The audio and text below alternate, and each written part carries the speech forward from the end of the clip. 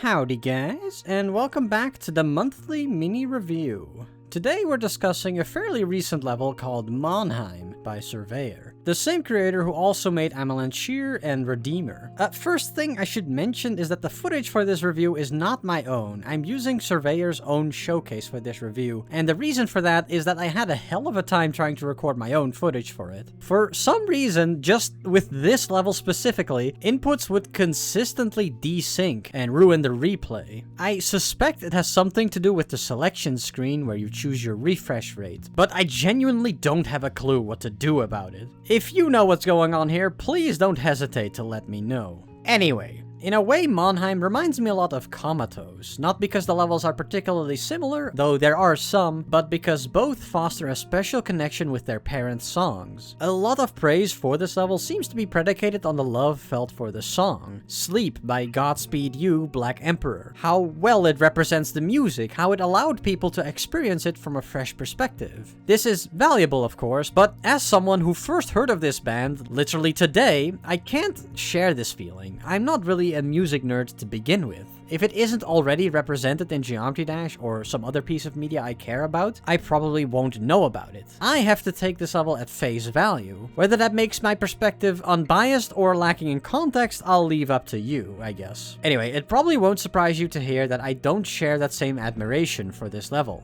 That doesn't mean I dislike it, though. And it especially doesn't mean I don't have a lot of respect for some of the creative choices this level makes, despite how conflicted they leave me feeling. This level is long, with a runtime of almost 20 minutes. It feels long, too. There's a lot of meandering in this level that doesn't seem to be going anywhere a lot of the time. There's climactic moments, to be sure, but they never change the status quo. The vast majority of the time you will be exploring either some kind of town or city, or a psychedelic kaleidoscope. Those are the two main states of this level, which blend into each other seamlessly. My grip on reality feels so tenuous when I play this level. It's often difficult to parse what's even going on with the camera zoomed out this far and all the colors flying around. There's a ship part that closes out the first half of the level that serves as a microcosm of this whole experience for me. It's an easy part. The level doesn't ask you to perform any complex maneuvers, just some simple swoops up and down as the song enters these repetitious loops over and over again. You do the same swerves over and over, flying up as the song peaks and descending when it lowers its tune again. This goes on for 4 minutes. Your environment does change, but it's so gradual that you can barely notice. It's closed out by a full minute of pure, unadulterated straight flying, as the melody of the song utterly breaks down into a continuous drone, while your ship is repeatedly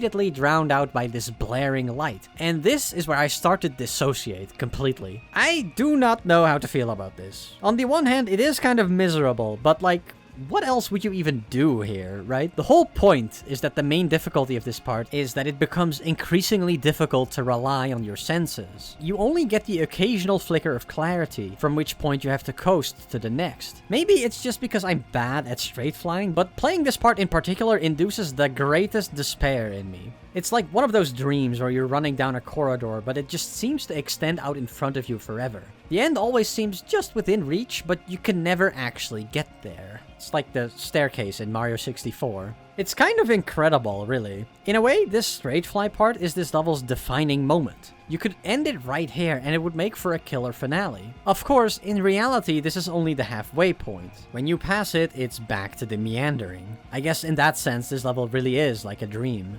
Anyway, those are my thoughts on MONHEIM. Special shoutouts to my grandpa demons on Patreon who are on the screen right now. And, as always, thank you for watching, everybody.